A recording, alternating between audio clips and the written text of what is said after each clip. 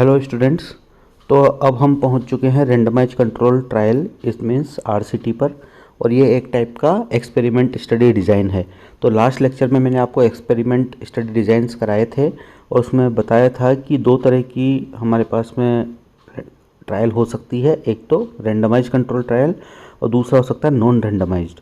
तो जनरली क्या होता है ना कि जो आरसीटी है एक्सपेरिमेंट के इसको सिनोनिमस समझा जाता है। मतलब आपको जब भी कोई एक्सपेरिमेंटल स्टडी की बात करेगा तो मतलब समझो वो आपसे आरसीटी की ही बात कर रहा है। लेकिन हमारे पास में एक्सपेरिमेंटल में दो हैं, रेंडमाइज्ड भी हैं एंड नॉन रेंडमाइज्ड भी है। तो हम आरसीटी स्टार्ट करते हैं। आरसीटी है क्या? आरसीटी रेंडमाइज कंट्रोल ट्रायल है और ये किसके ऊपर किया जाता है? इसमें पेशेंट्स के ऊपर स्टडी की जाती है। तो यहाँ पे जो यूनिट ऑफ स्टडी है वो होगा हमारे पास में पेशेंट होगा। ठीक है। अब दो तरह का यहाँ पे स्टडी डिज़ाइन हमको देखने को मिलता है आरसीटी में। एक तो होता है कंकरेंट पैरेलल डिज़ाइन और एक होता है क्रॉसओवर डिज़ाइन। दोनों में डिफरेंस क्या है? नहीं, जो कोई ज़्यादा बहुत बड़ा डिफरेंस नहीं है दोनों के अंदर। इसमें क्या होगा, एक तो एक्सपेरिमेंट ग्रुप बनाते हैं आरसीटी में और एक रेफरेंस या कंट्रोल ग्रुप बनाते हैं। जैसे कि हम केस कंट्रोल या कोहोर्ट में करते हैं, बिल्कुल वैसे ही इसमें भी दो ग्रुप होते हैं। एक तो केस ग्रुप और कंट्रोल ग्रुप होता था, या एक हमारे पास में यहाँ पे केस की जगह experiment group and control group हो जाएगा। कंट्रोल ग्रुप को हम रेफरेंस बोल देंगे और केस ग्रुप को हम यहाँ पे एक्सपेरिमेंट बोल देंगे। यहाँ पे जो फर्स्ट डिज़ाइन है कॉन्करेंट पैरेलल डिज़ाइन, इसमें सिंपल दोनों ग्रुप बनते हैं। एक्सपेरिमेंट ग्रुप में हम कुछ ना कुछ एक्सपेरिमेंट कर रहे होते हैं और रेफरेंस ग्रुप में हम कुछ एक्सपेरिमेंट नहीं करते। एक्सपेरिमेंट में मतलब हो सकता है कोई नई मेडिसिन कर रहे हो या नया कोई इंटरवेंशन कर रहे हो या नया कोई डायग्नोस्टिक मेथड कर रहे हो। एक जो एक्सपेरिमेंट ग्रुप जो होता है उसके मेंबर्स में तो करते हैं हम, और जो रेफरेंस ग्रुप है उसमें हम नहीं करते हैं। ठीक है। अब होगा क्या, ये स्टडी चलती रहेगी और लास्ट में हम उसका रिजल्ट एनालिसिस कर लेंगे। क्रॉसओवर डिज़ाइन में क्या होता है कि एक होता है एक्सपेरिमेंट ग्रुप और दूसरा होता है रेफरेंस ग्रुप। आधी स्टडी होने के बाद एक्सपेरिमेंट ग्रुप और रेफरेंस ग्रुप के मेंबर्स को एक्सचेंज कर देते हैं, यानी कि रेफरेंस ग्रुप के मेंबर्स को इधर भेज दिया और एक्सपेरिमेंट ग्रुप के मेंबर्स को इधर भेज दिया। यानी कि जिन लोगों को एक्सपेरिमेंट दे रहे थे उनको रेफरेंस बना दिया और जिनको रेफरेंस पीपल था उनको एक्सपेरिमेंट बना दिया। तो इससे क्या हो गया, इससे एथिकल कंसर्न ठीक हो गए। कैसे एथिकल कंसर्न ठीक हुए कि पहले हम क्या कर रहे थे कि एक ही कुछ लोगों को ही ऊपर ही हम कुछ ना कुछ एक्सपेरिमेंट कर रहे थे, तो उन लोगों को हो सकता है उस एक्सपेरिमेंट से इशू भी हो सकते थे, है ना। तो इस एथिकल कंसर्न को दूर कर लिया हमने, सभी लोगों के ऊपर ही हमारा जो ट्रायल वो कर दिया है यहाँ पर। ठीक है। तो इस चीज़ को बोलते हैं हम क्रॉसओवर डिज़ाइन। क्रॉसओवर में जो एक्सपेरिमेंट और रेफरेंस ग्रुप की पब्लिक है उसकी पॉपुलेशन है वो क्रॉसओवर कर जाती है। ठीक है। ये डिफरेंस है दोनों के अंदर। कॉन्करेंट पैरेलल डिज़ाइन क्या है, comparison are made between two group, experiment and reference, simple होता है। जबकि क्रॉसओवर डिज़ाइन में क्या है, comparison are made between two group, experiment and reference, then the group are crossed over, expose group are now become non expose and vice versa. ठीक है। Crossover design जो है आरसीटी में हेल्प करती है एथिकल कंसर्न रिमूव करने में। इसके बाद में एक आता है इंटेंशन टू ट्रीट ट्रायल। ये क्या चीज़ होती है इंटेंशन टू ट्रीट ट्रायल? इसका मतलब ये है कि जो हमारा इंटेंशन है वो लोगों को ट्रीट करना है। इंटेंशन टू ट्रीट ट्रायल का मतलब ये है ना। Implies that the result of RCT are unaffected by attrition. Attrition मतलब क्या था, मैंने बताया था पहले क्लासेज में कि लॉस टू फॉलो अप है। मतलब कि हमने एक एक्सपेरिमेंट ग्रुप लिया और एक रेफरेंस ग्रुप लिया। इन दोनों ग्रुप में जो जनता है, जो पॉपुलेशन है, जो हमारी स्टडी का हिस्सा है, वो बीच में एकदम स्टडी छोड़ के चले गए। तो जब ये लोग स्टडी छोड़ के चले जाते हैं तो हमारी दिक्कत खड़ी हो जाती है कि हमने जो सैम्पल साइज़ लिया होता है, शुरू मान लो हम 100 लोगों पे स्टडी करते जा रहे हैं। अब इनमें से बीच में कुछ लोग हमारे कम होते गए, लास्ट तक लाते आते हमारे पास में लोग मान लो एक्सपेरिमेंट ग्रुप में 50 ही बचे, रेफरेंस ग्रुप में हो सकता है 50 से थोड़े ज़्यादा हों या कम भी हों, कुछ भी हो सकता है, कम बचे। तो यहाँ पे क्या होता है कि स्टडी का जो डाटा है वो कम होता जाता है। तो हम इसमें क्या करते हैं कि जो लोग छोड़ के गए हैं ना उनको हम हटाते नहीं हैं स्टडी में से, उनको एक्सक्लूड नहीं करते हैं, उनको जहाँ तक है वो वहीं तक उनको इंक्लूड रखा जाता है। उसके डाटा को उनसे जहाँ तक मिला उसको वहीं तक डाटा को अपन काउंट कर लेते हैं स्टडी के अंदर। ठीक है। या फिर कोई स्टडी सब्जेक्ट में चेंज ओवर हो जाए from one group to another, मतलब एक्सपेरिमेंट से रेफरेंस में गया, रेफरेंस से एक्सपेरिमेंट में चला गया, ये जो क्रॉसओवर हुआ, इस क्रॉसओवर से भी स्टडी पे कोई खास इफेक्ट नहीं आता। तो इस चीज़ को हम इंटेंशन टू ट्रीट ट्रायल कहते हैं। इसके ज़्यादा याद करने की ज़रूरत नहीं है, आपको बस ये ध्यान रखना है, एक ही क्वेश्चन बनता है इस पर कि इंटेंशन टू ट्रीट ट्रायल जो है वो आरसीटी डिज़ाइन में होता है या कौन सी डिज़ाइन में होता है, पूछ लेगा तो बता देना आरसीटी में होता है। दूसरा ये होता है कि इंटेंशन टू ट्रीट जो है वो किससे रिलेटेड है, तो आरसीटी से रिलेटेड है, लॉस टू फॉलो अप से रिलेटेड है। ठीक है, तो और ज़्यादा इसमें क्वेश्चन बनता नहीं है।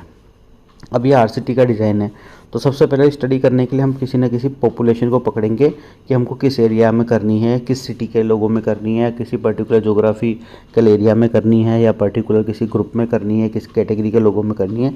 तो हम एक रेफरेंस से टारगेट पॉपुलेशन पकड़ लेते हैं। मान लो हमको डॉक्टर्स के ऊपर स्टडी करनी है, तो हम डॉक्टर्स की पॉपुलेशन हो गई। अब उसमें से ऐसा तो नहीं कि हमारे देश के जितने डॉक्टर हैं सब पे स्टडी कर लोगे, तो पर्टिकुलर कुछ डॉक्टर्स को सिलेक्ट करोगे आप, तो जिनको सिलेक्ट करोगे वो आपका स्टडी पॉपुलेशन कहलाएगा या एक्सपेरिमेंटल पॉपुलेशन कहलाएगा, और जिस ग्रुप के लोगों को आपने लिया है वो आपका टारगेट पॉपुलेशन कहलाएगा। मान लो आप किसी स्टेट, जिस स्टेट से बिलोंग करते हो, सपोज आप दिल्ली से बिलोंग करते हो, सपोज आप राजस्थान से बिलोंग करते हो, वहाँ के लोगों पर स्टडी करनी है, मान लो राजस्थान के लोगों पर स्टडी करनी है, तो वो टारगेट पॉपुलेशन हो गई। अब वहाँ राजस्थान में से जिन जिन लोगों को आप अपना सैंपल में अपने स्टडी में इंक्लूड करोगे वो आपका स्टडी पॉपुलेशन हो गया। सपोज आपको ओनली फीमेल पे स्टडी करनी है 15 to 45 एज ग्रुप, यानी कि रिप्रोडक्टिव एज ग्रुप की पॉपुलेशन पे, तो रिप्रोडक्टिव एज ग्रुप में जो पॉपुलेशन है वो आपकी टारगेट पॉपुलेशन हो गई। अब उसमें से आपने 200 या 300 फीमेल को सिलेक्ट किया, वो आपकी स्टडी पॉपुलेशन हो गई। ठीक है, समझ में आ गया? ये डिफरेंस होता है target population and study population में। अब स्टडी पॉपुलेशन से जो हमको डाटा मिलता है वो हम सारा डाटा किस पे अप्लाई करते हैं, फिर टारगेट पॉपुलेशन पे अप्लाई करते हैं हम।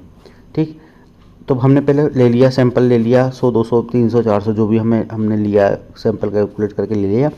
अब हम नेसेसरी एक्सक्लूजन्स बनाते हैं, मतलब कि किस किस को इनमें से हम नहीं ले सकते। मान लो हम 400 लोग ले लिए और हम स्टडी कर रहे हैं डायबिटीज़ पे, तो उसमें से मान लो कोई फीमेल है जो स्टेरॉयड थेरेपी पे चल रही है, तो आप उसको नहीं ले सकते, क्योंकि डायबिटीज़ में स्टेरॉयड थेरेपी वाला पेशेंट है वो सक्सेसफुल नहीं जाएगा उसमें, क्योंकि स्टेरॉयड ऑलरेडी शुगर को बढ़ाता है, और डायबिटीज़ में हम किसी ट्रीटमेंट या किसी मेडिसिन की स्टडी कर रहे हैं तो हमारे उसका बेनिफिट नहीं निकल के आएगा।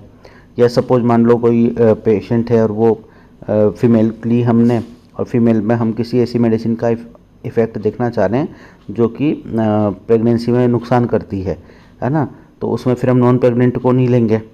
तो ऐसे हमको एक्सक्लूजन करने हैं। ठीक है, तो जो एलिजिबल नहीं होते एक्सक्लूजन से निकल जाते हैं, और those who do not give consent वो भी निकल जाएंगे। अब बचे हुए लोगों में हम रेंडमाइजेशन करेंगे। रेंडमाइजेशन क्या करेंगे, वो करते हैं हम रैंडम नंबर टेबल के थ्रू। रैंडम नंबर टेबल, ये क्या टेबल होती है, तो रैंडम नंबर टेबल में क्या करते हैं हम, एक टेबल होती है वो मतलब बुक्स में मिल जाएगी आपको, रैंडमाइजेशन की है, बायोस्टैट्स की किसी बुक में देख लेना आप। तो उसमें क्या होता है, रैंडमली नंबर लिखे होते हैं 1 to 100 या 1 to 200। ठीक है, रैंडम नंबर लिखे होते हैं टेबल में। तो हम क्या करते हैं कि एक स्लिप्स बना लेते हैं, अलग अलग टोकन बना लेते हैं। जैसे मान लो हमारी स्टडी में 200 लोग इंक्लूड हैं, 200 लोग इंक्लूड है, तो हम क्या करेंगे 200 टोकन बना लेंगे। एक पे 1 लिखा होगा, दूसरे पे 2 लिखा होगा, तीसरे पे 3 लिखा होगा, चौथे पे 4 लिखा होगा, ऐसे सब पे सीक्वेंस वाइज हमने 200 टोकन्स बना लिए। अब उन टोकन्स को हम एक बॉक्स में डाल देंगे और सब लोगों से बोलेंगे भाई आंख बंद करो और इस बॉक्स में से एक एक पर्ची निकाल के, एक एक स्लिप निकाल के अपने पास जेब में रख लो। ठीक है, और जाकर अपनी सीट पे बैठ जाओ। अब हम उनको तो बोल देते हैं कि अब अपनी अपना नंबर देख लो क्या है, फिर हम रैंडम नंबर टेबल लेते हैं। तो हमको देखो किसने क्या स्लिप निकाली हमको नहीं पता, हम यहाँ पे जो स्टडी कर रहा है बंदा उसे नहीं पता कि किस सब्जेक्ट के पास या किस पर्सन के पास कौन सा नंबर है, ये हमें नहीं पता अभी। तो ये ब्लाइंडिंग हो गई एक तरह की, है ना। फिर अब क्या होगा कि हम रैंडम नंबर टेबल में से कोई भी एक नंबर बोलेंगे और उसको बोलेंगे कि इस नंबर का आदमी एक्सपेरिमेंट ग्रुप में जाएगा। दूसरा नंबर बोलेंगे, वो बोलेंगे इस नंबर का आदमी कंट्रोल ग्रुप में जाएगा। तो जिसके पास में जो नंबर आया है उससे कह देंगे हाथ खड़ा करो, तो वो कह देगा भाई ये एक्सपेरिमेंटल ग्रुप का आदमी है।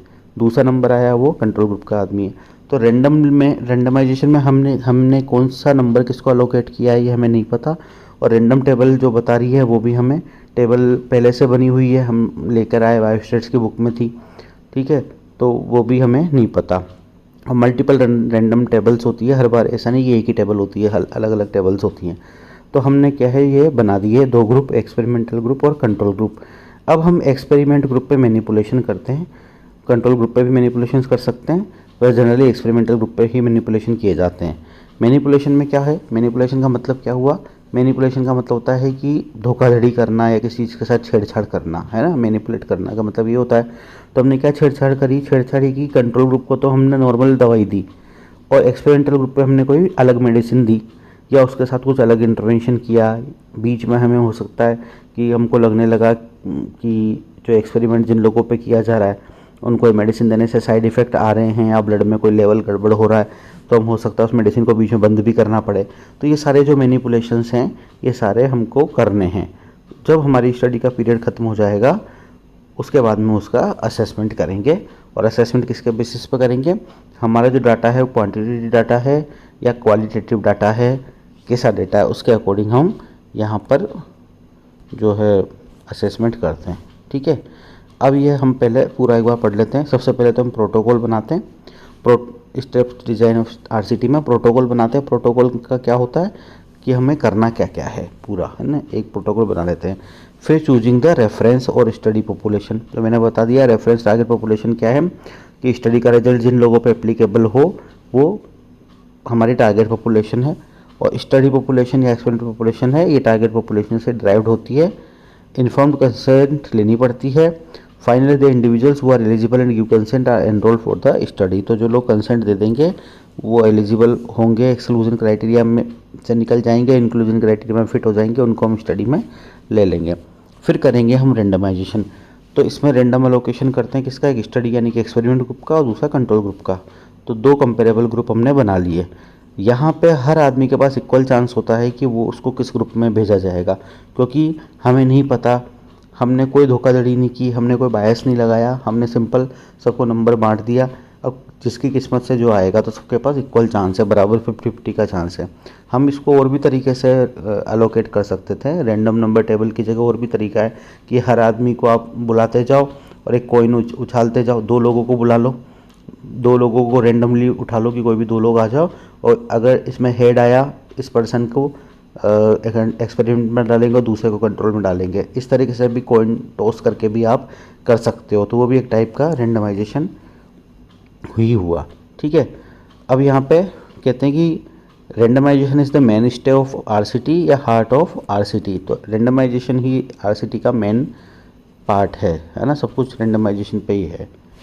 देन कैसे किया जाता है, रैंडम नंबर टेबल से किया जाता है बेस्ट। तो इसमें to have similar probability factor among two group.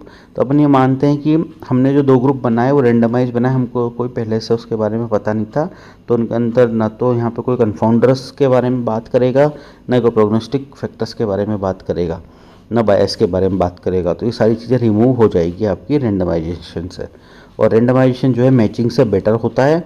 Matching में आप एक एक लोग को पकड़ पकड़ के मैच करते हो, इसमें कुछ करने की ज़रूरत नहीं है, ओनली रेंडमली सेलेक्ट कर दो लोगों को।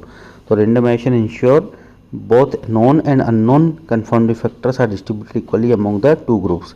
तो बोथ ये सवाल पूछा जाएगा, नॉन एंड अननोन दोनों तरह के कन्फाउंडिंग फैक्टर यहाँ से निकल जाते हैं। ठीक है, और मैचिंग जो है ओनली नॉन कंफाउंडर्स को कम करती है। तो मैंने जो बायस का एक चैप्टर पढ़ाया है उसमें पूरा मैंने डिटेल में बता रखा है बायस कैसे एलिमिनेट करना है, बायस क्या है, कन्फाउंडर्स क्या है।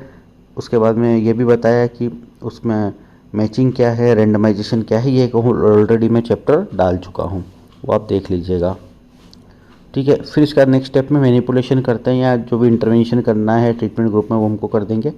देन फॉलोअप करेंगे। फॉलोअप करने का तरीका क्या है, इक्वल इंटेंसिटी होनी चाहिए एक्सपेरिमेंट और कंट्रोल ग्रुप को फॉलोअप लेने की। ये नहीं कि आप ट्रीटमेंट ग्रुप पे आप फोकस्ड हो और आपको पता है इन लोगों को ट्रीटमेंट दिया गया है या इन लोगों पे पर्टिकुलर कुछ इंटरवेंशन किया है तो उन पर तो आप फोकस करो और कंट्रोल ग्रुप पे आप फोकस ही ना करो, तो वो बायस हो जाता है। इसलिए हम क्या करते हैं, ब्लाइंडिंग करते हैं यहाँ पे, ताकि कि भाई जो इन्वेस्टिगेटर उसको यही नहीं पता कि कौन कंट्रोल है कौन एक्सपेरिमेंट है, तो सबको ध्यान से देखेगा वो। तो यहाँ पे इक्वल इंटेंसिटी से फॉलोअप होना चाहिए, स्टैंडर्ड मिनिमम होना चाहिए, अंडर आइडेंटिकल सर्कमस्टांसेज होना चाहिए। पीरियोडिकल एग्जामिनेशन इसका पार्ट हो सकता है, मोटिलिटी डाटा या लॉस टू फॉलोअप डाटा, ये सब भी हम फॉलोअप में देखते हैं।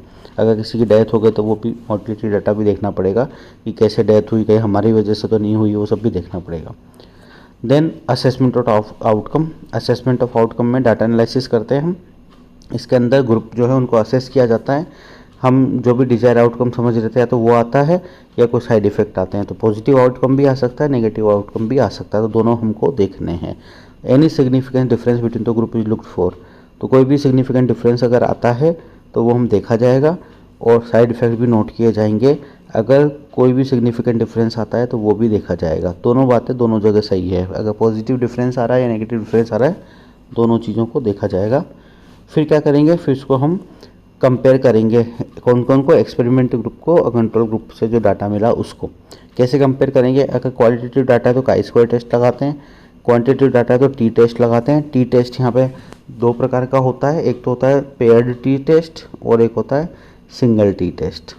ठीक है, तो जनरली यहाँ पे कौन सा टी टेस्ट लगेगा, यहाँ पे सिंगल टी टेस्ट लगेगा। जब दो अलग अलग ग्रुप होते हैं तो सिंगल टी टेस्ट लगता है। ठीक है, रिलेटिव रिस्क भी निकाल सकते हैं साइड इफ़ेक्ट की, या रिलेटिव रिस्क भी निकाल सकते हैं ये सब, क्योंकि देखो जो अब आप बोलोगे रिलेटिव रिस्क तो कोहोर्ट स्टडी में निकलती थी, तो कोहोर्ट स्टडी से सुपीरियर है आरसीटी, तो आप है ना कोहोर्ट स्टडी का जो भी डेटा निकालते थे वो आप आरसीटी में भी निकाल सकते हो, आप आरसीटी में ऑड्स रेशियो भी निकाल सकते हो।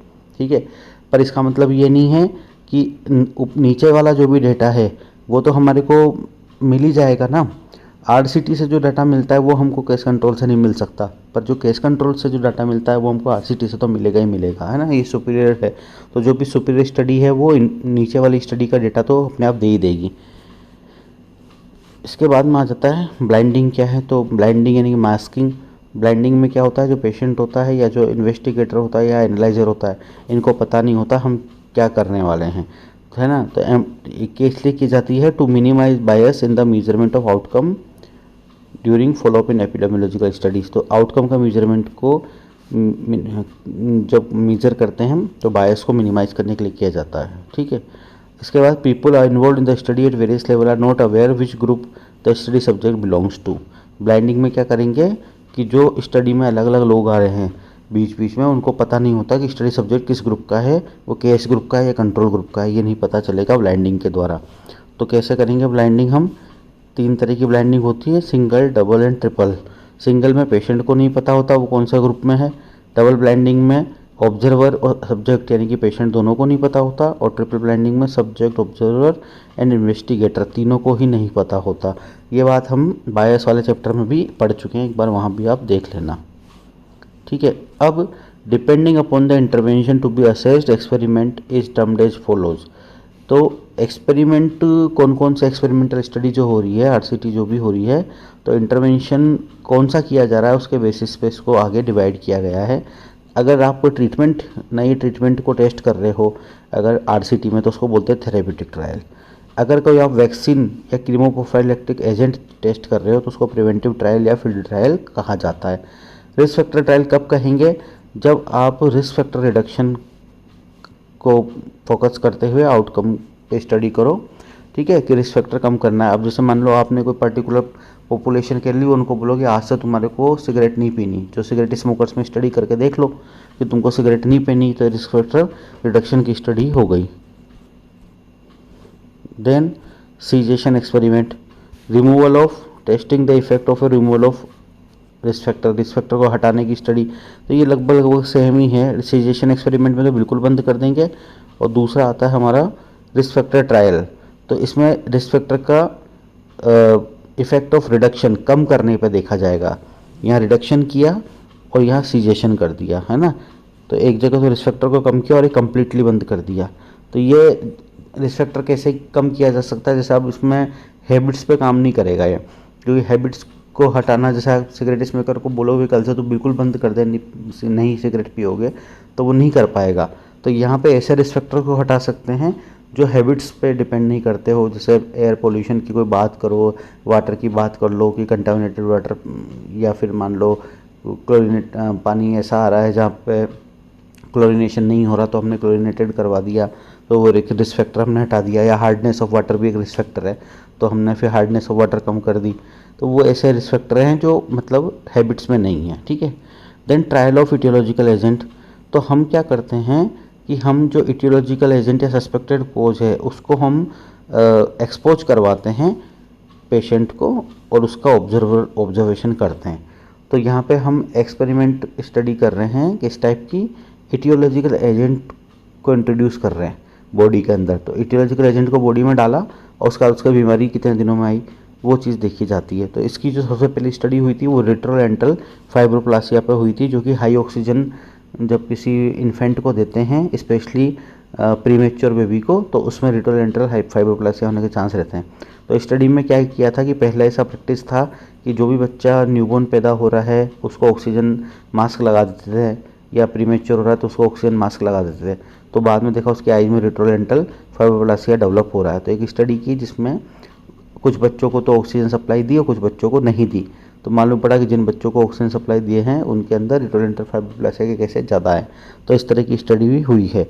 एंड हेल्थ सर्विसेज का इवेल्यूशन भी हम कर सकते हैं कि जो भी हेल्थ सर्विसेज हो रही है, तो जिन लोगों को हेल्थ सर्विस का बेनिफिट मिला उनको एक्सपेरिमेंट ग्रुप मान लो, जिनको नहीं मिला उनको कंट्रोल ग्रुप मान लो, और इस तरीके से हेल्थ सर्विसेज का भी हम इवेल्यूएशन एक्सेस कर सकते हैं। इसके बाद में एडवांटेज क्या है एक्सपेरिमेंटल स्टडी का? मोस्ट साइंटिफिक होती है, gives direct data, and total advantage of cohort study. क्योंकि कोहॉर्ट के सारे जितने भी एडवांटेज थे वो भी इसको मिलेंगे, क्योंकि केस कंट्रोल स्टडी तो क्या रेट्रोस्पेक्टिव जाती थी, कोहॉर्ट जाती थी प्रोस्पेक्टिव। लेकिन कोहॉर्ट में हम कोज को इंट्रोड्यूस हम नहीं करते थे। अब यहाँ पर हम क्या कर रहे हैं, एक आरसीटी में कोज को हम खुद इंट्रोड्यूस कर रहे हैं, कोज ट्रीटमेंट या रिस्क फैक्टर जो भी है। तो इसलिए कोहॉर्ट से जो निकलता था, कोहॉर्ट से क्या निकलता था, एट्रीब्यूटेबल रिस्क निकलती थी, इंसिडेंस निकलता था, रिलेटिव रिस्क निकलती थी, वो सब यहाँ पर भी कैलकुलेट कर सकते हैं हम, और सबसे बेस्ट स्टडी इसको ही माना जाता है। देन लिमिटेशन क्या है? एक तो एथिकल इश्यू लिमिटेशन है, क्योंकि एथिकल इश्यू किस लिए? क्योंकि जो भी मेडिसिन या कुछ भी हम पहली बार एक्सपेरिमेंट कर रहे हैं तो उससे पेशेंट की डेथ हो सकती है या उसके साथ मॉर्बिडिटी हो सकती है, इसलिए एथिकल इश्यू बहुत बड़ा कंसर्न है। ठीक है, फिर उसका the nature of intervention may not always be suitable for experimental design. तो जो इंटरवेंशन हम करना चाह रहे हैं ज़रूरी नहीं है हर बार वो एक्सपेरिमेंट डिज़ाइन में सूटेबल हो। ठीक है, इंटरवेंशन कई बार कॉस्टली होते हैं तो उस पर स्टडी नहीं कर पा रहे, या इंटरवेंशन को इस टाइप का है कि जिसको करना पॉसिबल नहीं है बहुत सारे लोगों में, तो भी यह ऐसा हो सकता है। उसके बाद में सब intervention can be made only at community level. कुछ इंटरवेंशंस हैं जो ओनली कम्युनिटी लेवल पे किए जा सकते हैं, जैसे फ्लोराइड वाटर को डिफ्लोराइडेशन करने के लिए एक नालगुंडा टेक्निक यूज की जाती है, जो केवल कम्युनिटी लेवल पे हम कर सकते हैं। तो जो बड़े लेवल पे जो चीज़ें की जा सकती है उसके लिए एक्सपेरिमेंटल स्टडी में दिक्कत आती है फिर करने में, क्योंकि हमने जो है उसमें क्या होगा कि मान लो हमने एक नालगोंडा टेक्निक से हमने फ्लोराइड कम किया पानी का, और स्टडी करके देखी, एक्सपेरिमेंट करके देखा कि किन किन लोगों में फ्लोरोसिस डेवलप नहीं हो रहा, तो उसमें से सभी लोग ही पानी पी सकते हैं ना वहाँ से जा करके, जो भी हमने वाटर प्योरीफाई किया, डिफ्लोराइड किया उसको, इसलिए वो दिक्कत आती है स्टडी में। रेयर डिजीज के लिए अनसूटेबल है। रेयर डिजीज के लिए तो only case control study and cross sectional study ही चलेगी, स्पेशली केस कंट्रोल स्टडी ही चलेगी। ठीक है, रेयर डिजीज के लिए इसलिए सूटेबल है क्योंकि रेयर डिजीज जो हो रही है वो अचानक से हो रही है, जिसका कोई एजेंट्स का नहीं पता कि किस एजेंट से हो गई। अब हम जब एजेंट ही नहीं पता तो हम कोज कैसे इंट्रोड्यूस करेंगे उसका। ठीक है, and required lot of resources, बहुत सारे रिसोर्सेज की ज़रूरत होती है और बहुत सारे पैसे की ज़रूरत होती है। तो हमारा आरसीटी कंप्लीट हो गया। अब इनके कुछ एमसीक्यूज़ हैं। नंबर 1 है in a double blinding clinical drug trial. तो डबल ब्लाइंडिंग में क्या होता है, ईच पेशेंट रिसीव प्लेसिबो, गलत बात है, सबको प्लेसिबो नहीं मिलता, कुछ को मेडिसिन भी मिलती है। Each patient receive both double treatment, तो हर पेशेंट को नहीं मिलता डबल ट्रीटमेंट, एक को ट्रीटमेंट मिलता है, एक को प्लेसिबो मिलता है। ठीक है, the patient do not know which treatment they are receiving, बिल्कुल सही बात है, patient do not know which treatment they are receiving, ऐसा होता है। And the patient do not know that they are in drug trial, तो patient को ये तो पता होता है कि वो ड्रग ट्रायल पे है, क्योंकि हमें एथिकल क्लियरेंस लेना पड़ता है। तो सी आंसर है यहाँ पे इसका। ठीक है, then all the followings are true in the RCT except, सारे में से कौन सा गलत है ये पूछा गया है। तो नंबर 1 है baseline character of intervention are similar in both arms, ये बात सही है। तो बेसलाइन कैरेक्टर हम एक्सपेरिमेंट और कंट्रोल स्टडी में सेम रखते हैं, baseline character. Investigator bias is manage by double blinding, बिल्कुल सही बात है। डबल ब्लाइंडिंग से हम क्या करते हैं, पेशेंट और इन्वेस्टिगेटर दोनों को ब्लाइंड कर देते हैं और एनालाइजर को ट्रिपल ब्लाइंडिंग में ब्लाइंड करते हैं। Sample size required depends upon the hypothesis, बिल्कुल सही बात है, जैसी हाइपोथेसिस होगी वो इतनी सैम्पल साइज लेंगे। And drop out from trial should be excluded from the analysis, तो ये मैंने बताया था कि इंटेंशन टू ट्रीट ट्रायल था कि ड्रॉप आउट को हम जो है एक्सक्लूड नहीं करते हैं, उनको हम इंक्लूड करके ही स्टडी का रिजल्ट निकालते हैं। तो डी आंसर इसका हो जाएगा। देन नेक्स्ट क्वेश्चन है what is the purpose of control group in experimental study. तो कंट्रोल ग्रुप क्यों बनाते हैं, इसलिए बनाते हैं क्योंकि कंट्रोल ग्रुप से हमें ये भी पता लगता है कि हम जो एक्सपेरिमेंट कर रहे हैं उसके अलावा क्या किसी दूसरी चीज़ से भी सेम आउटकम आ सकता है क्या। ठीक है, तो इसका जो ऑप्शन है C number, it helps to eliminate alternative explanation for the result of the study. ये इसलिए है कि आउटकम में भी अगर सेम रिजल्ट आ गया तो इसका मतलब कोई और रीज़न भी हो सकता है। ठीक है ना, बाकी तो ऑप्शन ऐसा कोई खास है नहीं। It's permit ethical alternative for patient who do not wish to be subjected, ये ऐसे कोई बात ही नहीं है ऐसी, ऐसे बिना बात के दे रखे हैं। यही इंपॉर्टेंट है, जो सी आंसर है इसका। Then what is the purpose of randomization in a clinical trial. Clinical trial में रेंडमाइजेशन का क्या पर्पज है। तो रेंडमाइजेशन क्या कम हो जाता है, एक तो बायस कम हो जाता है और एक कन्फाउंडर कम हो जाते हैं। ऑप्शन नंबर क्या है, to equalize the effect of extraneous variable. Extraneous variable मतलब वही कन्फाउंडिंग फैक्टर की बात कर रहा है। 10 गार्डिंग अगेंस्ट बायस, तो बायस से बचाता है अपने को, तो ये बात सही है। उसका दूसरा ऑप्शन देखो, टू अलाउ इन्फेरेंशियल स्टेटिस्टिक्स, तो इसका कोई रोल ही नहीं है। टू गार्ड अगेंस्ट प्लेसिबो, इसका भी कोई रोल नहीं है। To guard against ethical problem in the allocation of patient experiment group, इसका भी कोई रोल नहीं है। ठीक है, तो पहला आंसर हमारा यहाँ पे सही है। ठीक है, then intention to treat analysis is done in, तो बता दिया आरसीटी पढ़ रहे हैं, आरसीटी के अंदर ही होता है, तो आंसर हो जाएगा RCT. Then random in randomization equal and non chances, ये आंसर है इसका। ठीक है, देन है all of the following are experimental studies except, तो आरसीटी एक्सपेरिमेंटल है, बिल्कुल है। फील्ड ट्रायल भी एक्सपेरिमेंटल है, कम्युनिटी ट्रायल भी एक्सपेरिमेंटल है, इकोलॉजिकल स्टडी नहीं है। ये हमारी किस तरह की थी, ये ऑब्जर्वेशनल स्टडी का पार्ट है। ऑब्जर्वेशन एनालिटिक में इकोलॉजिकल स्टडी आई थी हमारी। देन ये इकोलॉजिकल स्टडी हो गया, तो ये हमारा खत्म हो जाता है रेंडमाइज कंट्रोल ट्रायल। अब हम नेक्स्ट लेक्चर में हम एक तो नॉन रेंडमाइज वाला लेक्चर लेंगे और एक ट्रायल्स के अंदर हम कौन कौन सी फेजेस होती है वो भी हम पढ़ेंगे। तब तक के लिए बाय।